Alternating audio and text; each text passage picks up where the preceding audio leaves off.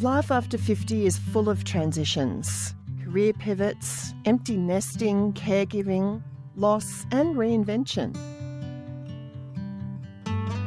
As the circumstances of your life shift, so do you, changing on the inside in ways that are both subtle and profound. And in this, there's an opportunity. What if these transitions weren't signs of instability, but invitations for growth? And instead of receding into the background, you could intentionally reinvent yourself and step into your most vibrant chapter yet. For many, the world sends messages that you're fading, that your time is past and you're no longer needed. If you've ever felt a little invisible, you're not alone. And today's guest has spent her career turning this narrative on its head. Welcome to Flourish After 50. I'm Sue West. When I started my work with Flourish After 50, and in true researcher mode, I looked internationally to find the leading thinkers on midlife and ageing for women. And one of the people who really stood out to me is Barbara Waxman from the US. Her work is fresh, exciting and inspired, and it's also evidence-backed, which I just love. So I'm really pleased that I can bring Barbara and her expertise and wisdom to you today. But before I get into the interview, let me tell you about Barbara, and I'm sure you'll quickly see why she's someone I had to have on this podcast. Barbara is the founder of the Odyssey Group, and she's on a mission to revolutionise the way we approach ageing. As a gerontologist and coach, she empowers people to become impactful self-change agents, which I just love that expression, with the capacity to live longer, healthier and more purposeful lives. Her work is at the intersection of coaching, leadership, longevity and wellness, and culminated in the entrepreneurship turned inward coaching methodology and the evidence-informed 7 lifestyle levers assessment and the longevity life map. She's popularised the term Middlescence as a new life phase and is the author of the magnificent book, The Middlescence Manifesto, Igniting the Passion of Midlife. Most recently, she spoke at TEDx Boston, Unlocking Longevity 2025, delivering a groundbreaking exploration of longevity's newest frontier, the third span. Welcome, Barbara. Thank you so much for having me, Sue. There's so much in your work that I love and so much for us to talk about. And I'm really looking forward to our conversation today. But I'm really curious to start with you. What's been your life journey to this point? What experiences have shaped the way you see life after 50 and what's most meaningful along the way? What's been most meaningful is simply paying attention to what my own life has had to teach me.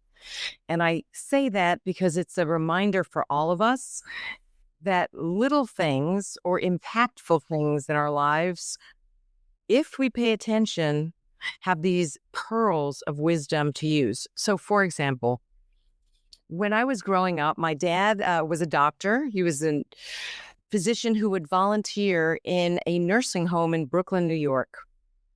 And he would take me with him as he would go, and he would have me walk around the halls, figuring how much trouble can she get into in a nursing home while busy.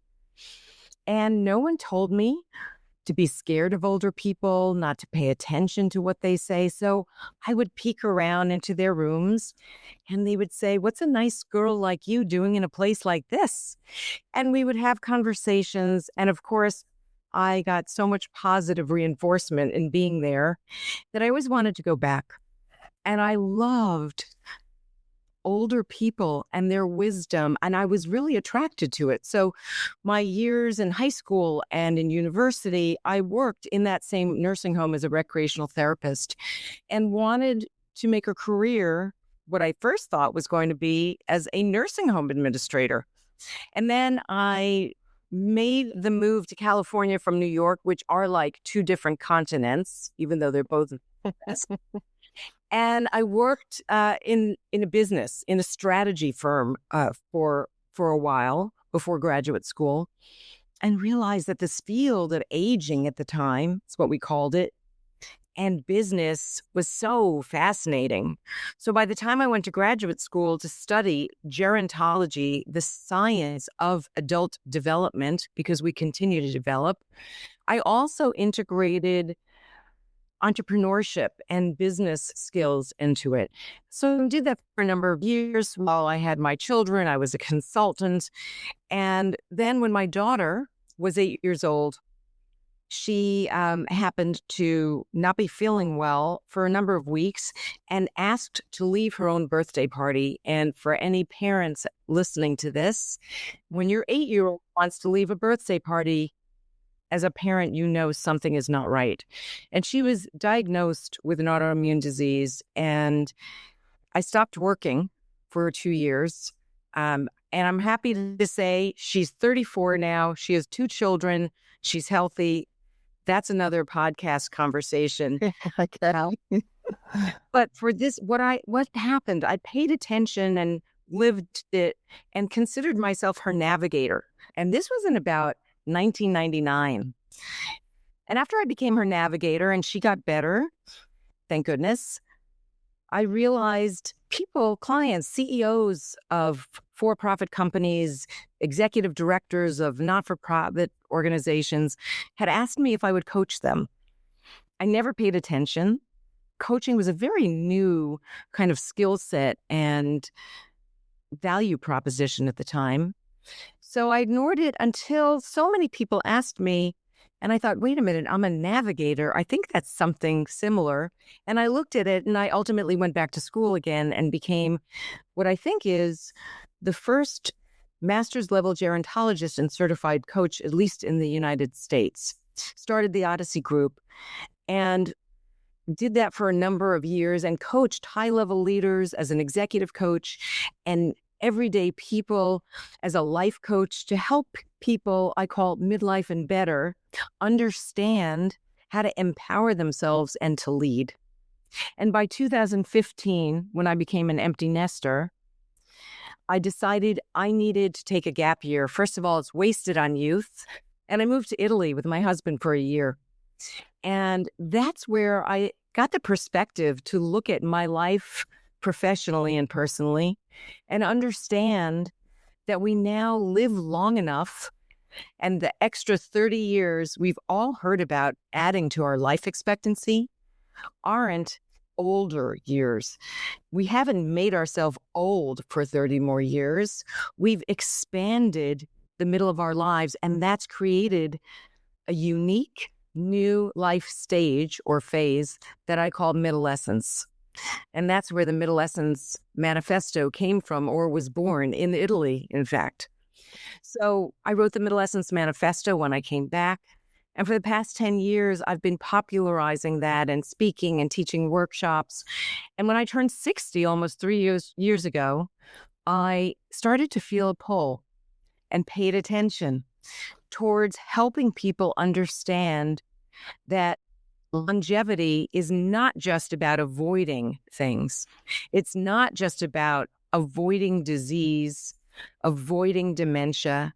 It is about saying, how can I empower myself from a lifespan perspective where I'm looking at living longer, and a health span perspective where I say, I want to lift my grandchildren up as long as possible. And by the way, I have 4 of them now, to what I call the third span, to what makes our lives purposeful and meaningful and connected and loving and joyful.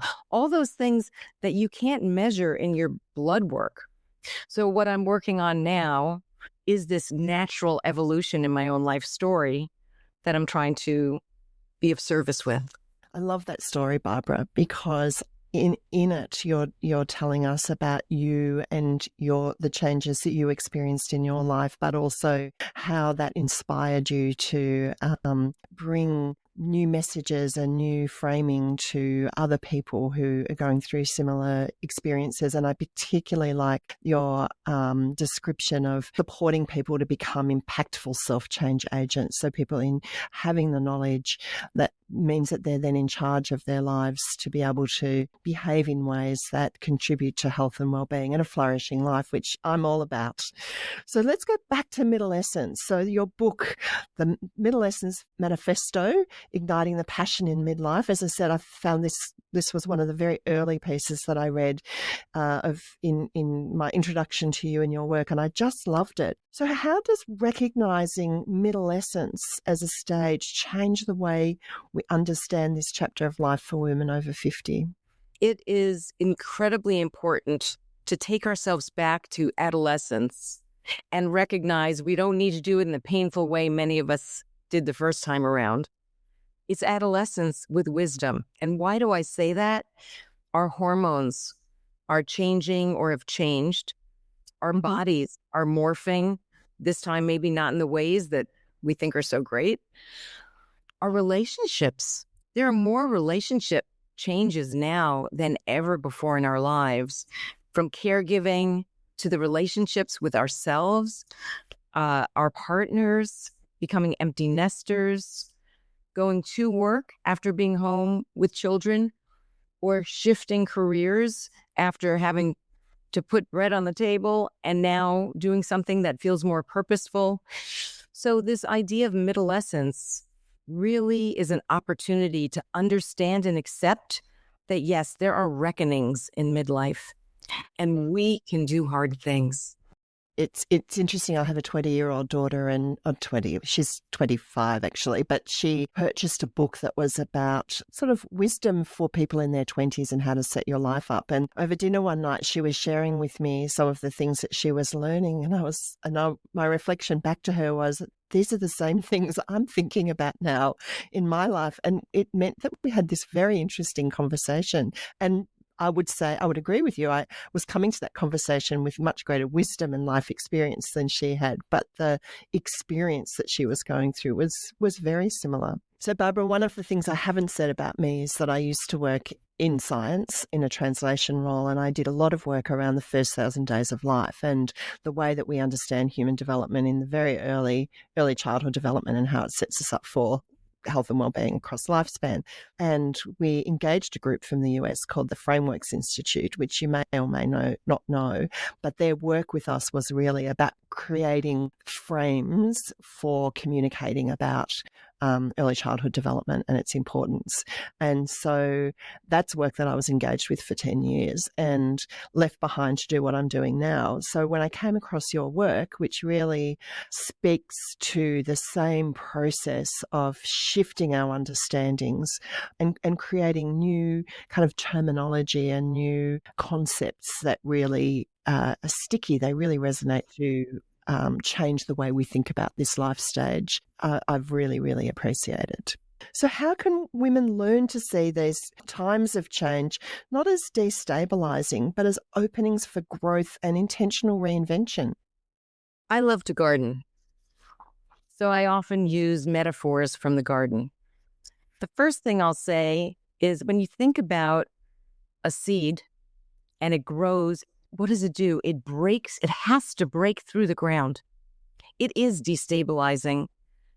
You have to break through. So number one, our expectations that life or change or difficulties or even wonderful new things, finding new love, are not destabilizing, will not be helpful.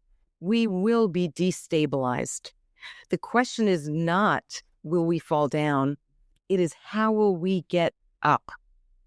So number one, know what makes you feel resilient. We can maybe talk later, but I will just quickly say, on my website for free, there's something called the 7 Lifestyle Levers Assessment. And that assessment is a resiliency kind of assessment. People can take that and understand the 7 areas that will make them resilient, where they're wanting to build on their strengths, and where there may be things they want to lean into. So number one, we're going to go through life quakes, and that is part of our experience.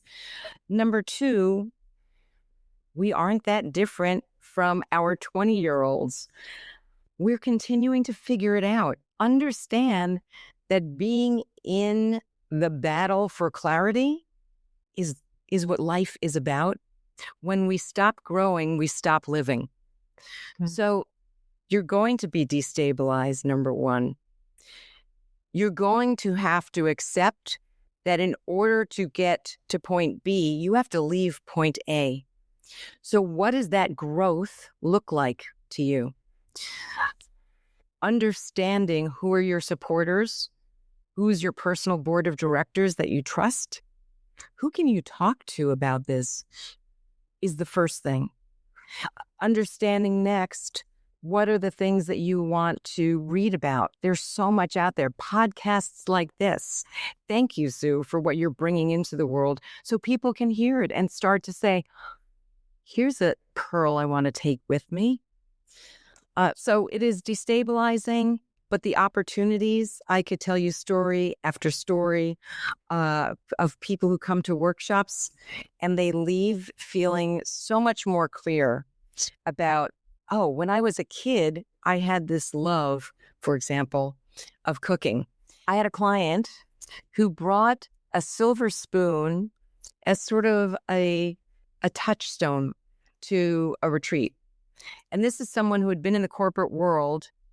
And then once we unpacked things, she was destabilized, not because she didn't have a job. In fact, she was leading a company, but because she knew inside something needed to change. She was experiencing all the Middlescence changes we're talking about, but she just didn't know. She said, I don't know what I would do if she was in the healthcare industry, if I wasn't doing this. And what came up was this spoon, and people said, what's that about? And she told a story about growing up and her grandmother and cooking with her grandmother and how she has this passion for cooking, et cetera, et cetera. Well, long story short, of course, she started a small bake shop and a new career. So these breadcrumbs, I'll call it, that we have in our lives, that's what I'm talking about. Stay present, pay attention, and you'll go back to finding the next thing. But life quakes are real. They last on average 3 years. So don't expect them to go away overnight. Sometimes they do very quickly, but that's why we're all here, right? To support one another. There are lots of resources.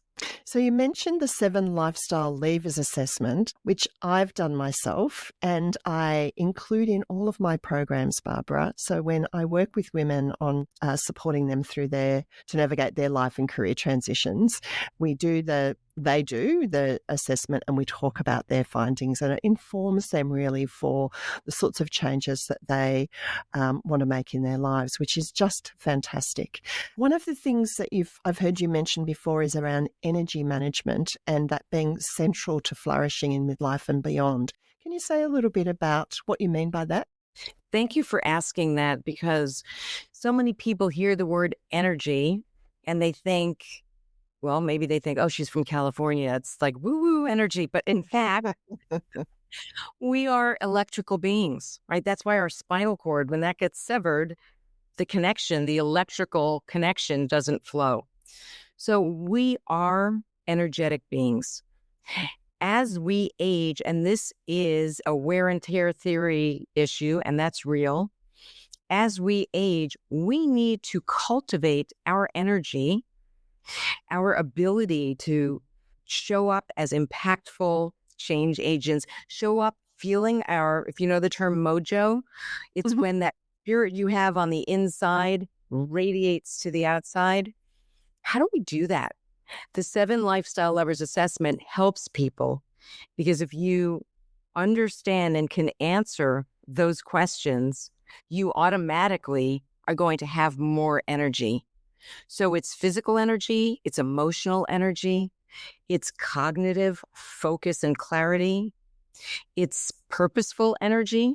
It's kind of the more you give, the more you get back. It's that virtuous cycle. Stress management is a category, but it's kind of a freebie, because if you do the others, then your stress will be managed.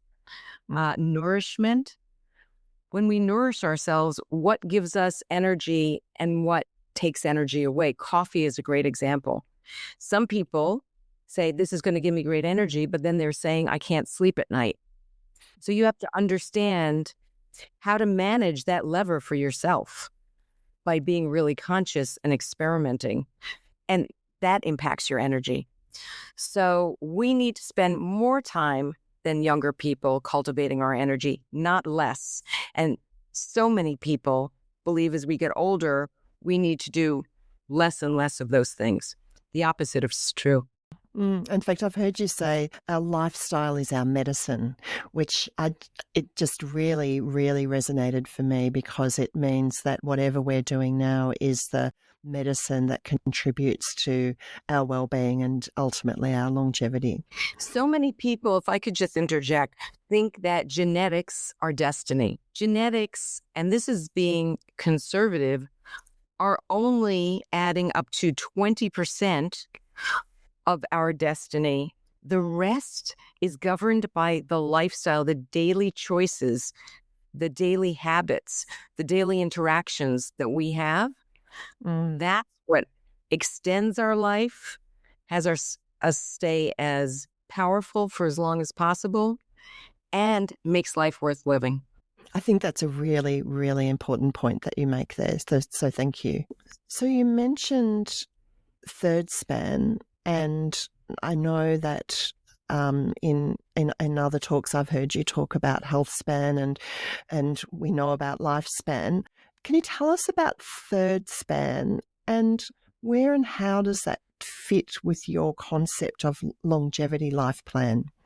If we think about longevity, most of us don't even realize, because we're not familiar with the terms, but we're thinking about two metrics. The first is lifespan. Okay, how long am I going to live, right? That's the quantity of years. Then we think about our health span, which we think of as quality, but the truth is we don't really work on the quality. What we work on is avoidance. How do I avoid disease? How do I avoid dementia? How do I stay as functional as possible? Both of those things are foundational and important. We can take all kinds of tests that are available now, and I take them all, from the ones where you see all the body fat and where it resides in your body. I don't even want to know all of it. I do that. I do a lot of these biohacking things. But those people who are the biohackers, and so many of us who think that's what longevity is, health span and lifespan, miss out on being what I call a study of one. There may be a protocol. For example, we know we should eat, 3 hours before we go to sleep. That's kind of common knowledge, right? You're going to sleep better. It's better for your digestion. Well, the truth is, in my life, I don't eat at 6 or 7 p.m. My husband gets home late. We do constantly sort of negotiate the time that we're actually going to eat dinner. But because we're in a relationship, we both make agreements about when we're going to eat. Sometimes it's later for him. Sometimes it's earlier for me. The third span says, if in your life, what are your circumstances? What are your preferences? And how do you want to deploy them? That's the difference. That's the why. Why do I want to live so long? Because I want joy in my life. I want to have impact in my life. I want to feel strong and empowered. I want to flourish. That is not within our current understanding, really, of longevity. So I'm adding this third span so people consider it as important as the other two. So bringing attention then to the why, and therefore the intentionality for investing in our use of energy and what we give attention to and act on, that brings us into a flourishing life. Have I summed that up well? Yes. What does your picture of a beautiful life look like? Let's start there, which gives you, if you know your why, you can figure out the how to make it happen. So many people who are just trying to figure out, what do I need to do to limit as long as possible? Well, we're lonelier than ever, and loneliness is the equivalent of smoking 15 cigarettes a day. We're more exhausted than ever. There was a recent Lululemon, the clothing company, did a study of 16,000 people globally, and they came up with a new term. This was just last year, called well-being burnout. And what they found is that people are reporting that they're feeling pressure to show up as having well-being, so much so that they're completely stressed out about it. So the way we're working isn't working. We need to make the third span, the flourishing span, as important as the other two. You and I connected for this conversation today via LinkedIn because I work with women who are preparing for retirement. That's one of the programs that I run and some of the coaching that I do. And the word retirement doesn't resonate with women. It is been around for a long time.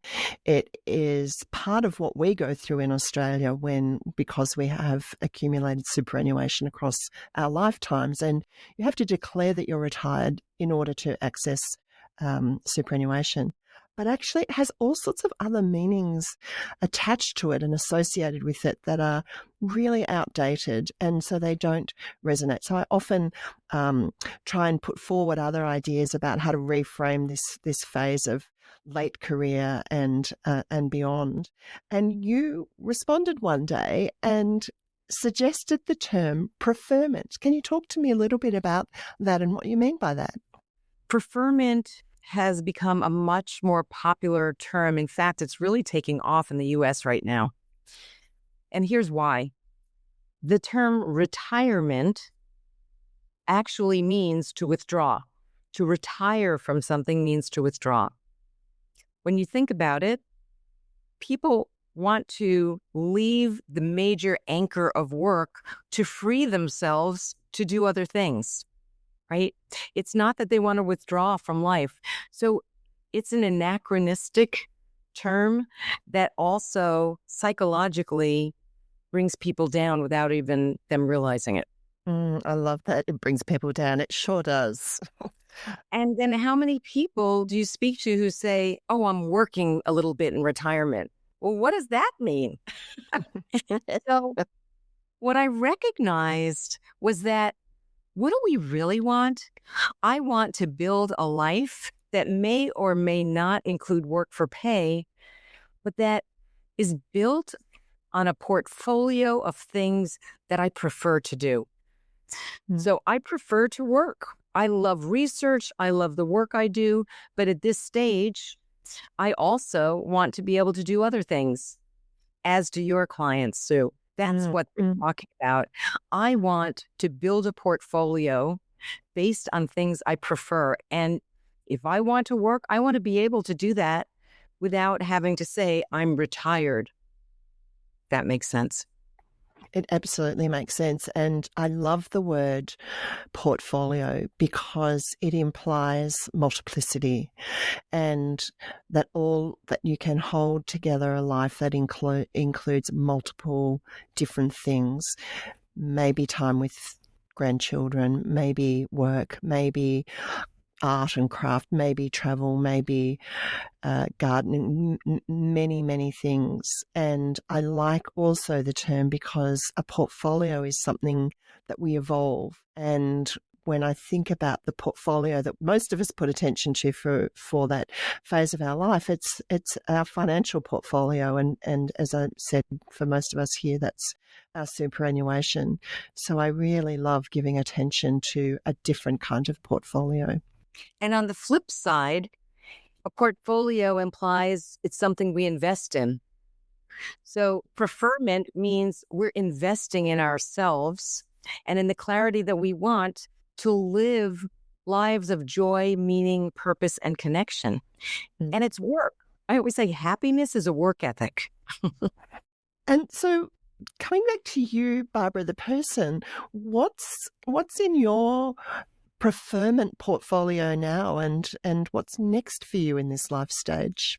Well, the work I've been doing in the area of longevity is taking a lot of my work life, and there are more opportunities coming at me than I can handle, frankly. And it's funny because a lot of people feel like, oh, when someone's in their 60s, I think I'm age agnostic, so I don't point those arrows at myself, and I show up in ways that it ends up that people don't point them at me because I'm continuing to learn and to grow. So what's next for me professionally is helping more people understand the three spans: health span, lifespan, and this third span of flourishing. And on the personal front, I do have 4 grandchildren, 2.5-year-olds, and a 7-month-old and a 4-week-old. And fortunately, they are local. They live near us. So enjoy spending time with them and volunteering. I'm on various boards of directors. I feel very strongly about building community and saving the planet and feeding people. So I'm involved with an organization that does all three, believe it or not. It's called Extra Food. So I think for me, my portfolio is self-care. It's continuing to grow. It's having an impact to make the world better through having other people be more clear about what they care about. It's being a good ancestor, right, to my family, all of those things. It sounds like what you've built is your own amazing, flourishing life, Barbara, and you've just demonstrated exactly what that third span can look like for someone. So thank you so much. My final question today is, if you could change one thing about how society sees women over 50, what would it be? Well, I think I would first edit your question slightly to say, what would I change from society and the way women see themselves? We absorb so much of society's ageism, particularly towards women, that we start believing it ourselves. So first, I want to expand it for people to think about, how am I holding myself back? Then I'll respond saying, my call to action there is I would like every woman, and it has nothing to do in this case with having children, to think of ourselves as a modern matriarch. Women are powerful. From before birth, baby girls survive more than baby boys. We know that young girls outperform boys on academic tests, etc. Women live longer than men. I could go on. What has happened where we have given up our power? NGOs, non-governmental organizations that do humanitarian work, you know what they've learned? When they want to really get supplies for subsistence living to children in communities, they used to give it to the men. And what's happened is now they give it to the women, because the women make sure it gets into the mouths of babes. Mm-hmm. We modern matriarchs, whether or not we are mothers, and we need to take on this power of the divine feminine and hold our swords and go forth with our families, with ourselves, standing up for ourselves, and knowing whether it's something small, helping your neighbor who needs help, or activating yourself for a cause that you care about. We're powerful. Each one of the listeners here is powerful. And don't let anybody tell you otherwise. I'm breathing that in, Barbara. Thank you. That's a beautiful reflection for us all to hold. Barbara, thank you so much for your time today. I've thoroughly enjoyed our conversation, and I really want to thank you for the work that you do more broadly about reframing the idea of midlife and the transitions and changes and how we think about ourselves and our future. And all that you do that really shifts our ideas about midlife and beyond. So thank you very much, Barbara. Thanks so much for having me, Sue.